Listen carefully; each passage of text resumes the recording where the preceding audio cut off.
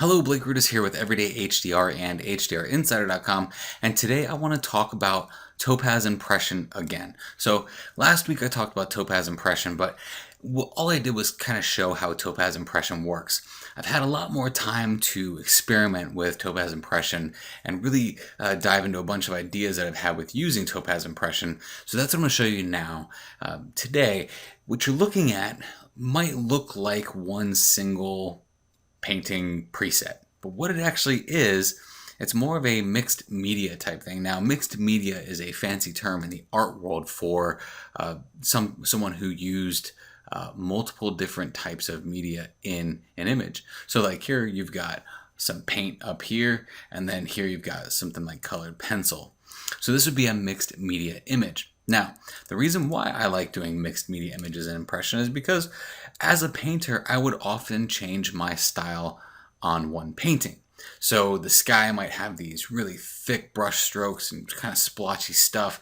And then, when it came to architecture in the foreground, I would get really meticulous with it so that you kind of have this juxtaposition between organic or man-made and nature. So that's kind of what I'm going with here, because this right here is just the one preset applied to the entire photo, and you can see it kind of lacks depth. Now, as we start to add different presets to this or different effects to this in Topaz Impression, you start to see that you get a much more effective image when you use multiple different presets or styles. So I'm going to show you that now and how you actually break this down. Okay, so I'm just going to go ahead and duplicate my history state here. So in this image, I'm going to start fresh and new. And in this fresh and new image, you see I have a background layer here. I'm always going to keep that background layer available. And that's because if I ever need to go back to it, I always can. So what I'm going to do is press Command or Control J to duplicate that background layer. And I'll just turn the eyeball off on the background for now because I don't necessarily need that on. So here's my layer 1. If you see, if I turn that eyeball off, I've got nothing underneath. If I turn that background layer on, they're the exact same thing. All right, so with that layer 1, what I'm going to do is go to Filter, Topaz Labs, and go to Topaz Impression. What I'm trying to do here is basically find a preset that gives me these nice thick paint brush strokes in the top of my sky. So I'm going to go to the painting section here. Actually, I want to go to the impressionistic one because I really like this Impasto 2. Impasto 1 is pretty cool, but it gives me a texture, and I don't want a texture in the background. I want that Impasto 2. So when I go to Impasto 2, I see here that I do want a little bit more depth to my brush strokes. I really want to make it look like I went haphazard in the sky. So I'm going to go to my settings here. I'll increase my brush size a little bit. I'll increase the paint volume a little bit to give it more depth so you can really see the highlights and the shadows in each and every one of those individual brush strokes. I really like the way that looks. And that is almost, I'll reduce the spill a little bit so it doesn't throw off my details too much. As far as the stroke width and the length, I'll go ahead and leave those alone. I'll talk about those later. Again, this is not here's how you use Topaz Impression because I did that last week. So I'm going to press OK. And that's going to do is going to give me a baseline, the start of this whole process, because that's going to be my new background layer. So here I've got that background layer available. Let's just call this sky. Let's call my layer 1 sky because this one's only going to be for the sky. So now I need to make a new one just for the architecture in this image. And all the architecture would be like the windmill and the barn. Okay, so I'm going to press Command or Control J again, and I'm going to move that to the top. So you'll see that if I turn the visibility on and off, now I've just got my regular image here. I'm going to make a really poor selection for the architecture. Now I'm not using remask or any really technical selection methods for a reason, and I will get into that in a second. You'll actually see exactly why. So I'm just going to go ahead and make a mask on that. I'm going to call this barn. So I know in my head that that's the barn. Now with the barn, I want to go back into Impression and choose a preset or a style that's going to give me more like a line drawn image rather than a really thick impressionistic painting, because I kind of lose the effect of the barn in there. It gets lost, it gets muddy with those brush strokes. So I'm going to go in here and go to pencil, And I'm actually going to select this colored pencil one. I really like the way this looks just right off the bat. Now, you can see that there are these little white specks inside here. Now, if I change the brush width, the stroke width, it'll start to fill those in. But I also lose some detail in the barn itself. So there's another thing I can do. I'm just going to go ahead and press OK for now, because I'll show you how that's going to happen here in Photoshop. So the first thing we need to look at here is how poorly I made this selection. I made it poorly for a reason, because I wanted areas that may kind of stretch out or get a style from the image to be able to span out that distance that they need to. And what I'm talking about here is kind of like, you see these trees, how those trees kind of have those little flecks of pencil on them. If I were to just go ahead and cut this out, those little flecks wouldn't be prevalent in this style, I guess we can call it that. So what I'm going to do is, to really kind of finish off those edges, I'm going to go into the actual mask here that was created when I duplicated that. I'm going to click on that, go to properties. If you don't have properties over here, you can go to window and then right here click properties. Oh, and I just turned it off. So window and then go to properties. So now I've got the properties of the mask. You see this thing here that says feather? Watch what happens. If you hit the key next to the right bracket key, it's called a quick mask. That red shows me all the area that's being cut away from my image. Now, as I move this feather up, you see how the edges start to get a little bit cleaner, actually muddier. They aren't clean anymore. They're really muddy edges. It's actually creating a transition for me without me having to do too much masking. Now, I'm still going to do some of my own painted masking in here, especially for this sky. So I'll switch over my brush and I'll paint with black.